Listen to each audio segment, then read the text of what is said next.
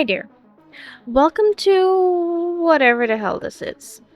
Honestly, I don't even know anymore. Let's just look at the random crap I printed over the last 10 days.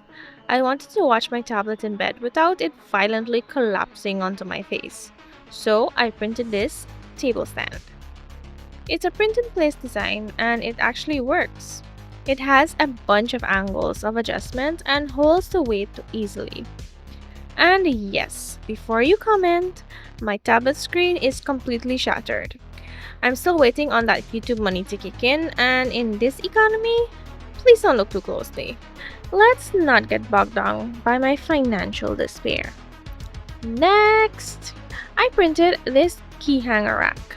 It has an area on top for decorations or, let's be honest, more 3D printed plastic junk. It has two holes for easy wall mounting and I'm actually using it for my keys. Wow, a functional successful print. Enjoy it while it lasts. Next up is a customizable letter puzzle. Say you have a toddler or a legally brain dead friend who doesn't know how to spell their own name. This is the perfect passive-aggressive gift. I printed it in yellow and white PETG. Just make sure to include a legally binding waiver when you gift it because I'm not responsible if they swallow the letters. And here is where we start diving off the cliff. An Oreo mechanical keyboard clicker. The bottom printed great. The cream center, absolute perfection.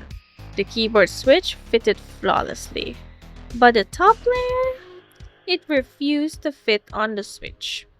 I tried printing it multiple times, reslicing it, yelling at it, nothing worked. So, I gave up.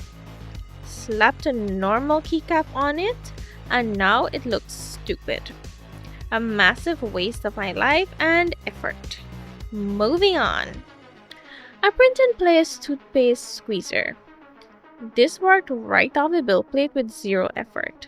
The only tragedy is that it doesn't have a ratchet mechanism. I saw a file where you can print a ratchet and add it later, but you have to super glue it on. And quite frankly, I do not have the time or emotional capacity for that. Still, a great strong print because I used PETG. I printed this decorative fruit fly trap. Supposedly, you pour juice inside, put the lid on, and the fly goes through the tiny hole and gets trapped. But then what? Does it just sit there and starve? Do I have to take it outside and set it free like a Disney princess? I honestly have no idea because my daughter immediately stole it from the studio and now it's lost in the void. This footage is all that remains. Frankly, dealing with a jar of trapped angry flies sounds like a lot of hassle anyway. This is a floral lip balm keychain holder with a little loop for your keyring. When you screw it shut, the seam is so seamless you can barely see it. It would make a nice gift for a girl, just printed in fun colors. There's currently nothing inside mine because I apparently buy XL size lip balm and it doesn't fit. Completely my fault. It's just a beautiful empty capsule of my own failure. I printed this 7-day pill box using the AMS. Assembling it was actually really fun. The cover slides, it has the days engraved, and the little thumbprint icon for where to press. There's just one tiny issue. I don't take pills or vitamins unless I'm actively dying. So I'm just going to load this bad boy up with some M&Ms.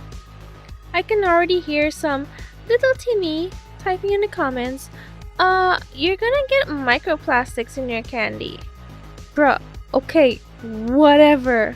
I don't care. Since the first key rack worked, I printed this interlocking hook and key holder. The hooks are big enough for keys or a towel, and the engineering on this is actually pretty wild. You screw the back plate onto the wall and the front piece just slides over it to completely hide the screws. It looks clean. Just a pro tip. Slide it in and out a few times before you mount it. You might honestly need to spray some hair detangler on or some WD-40 on it because it is aggressively stiff on the first try. Other than that, solid print. Finally, I went into Maker Lab and generated an AI 3D model of a photo of myself. Yes, this is a literal AI statue of me. AI making AI. We are living in the Matrix. It actually looks great, except the bottom of my glasses instantly snapped off when I was ripping out the supports. It survived the print, but it didn't survive me. You can also customize the text on the base. Maker Lab is honestly cool. Even though Bambu Lab is currently in absolute shambles and hot water with their API drama and screwing over developers. They do make some good software stuff. Anyway, thanks for watching. I'm not putting any effort into the description box because I'm lazy. Comment the word nuts if you actually made it this far. Like, subscribe, or don't. Okay, bye.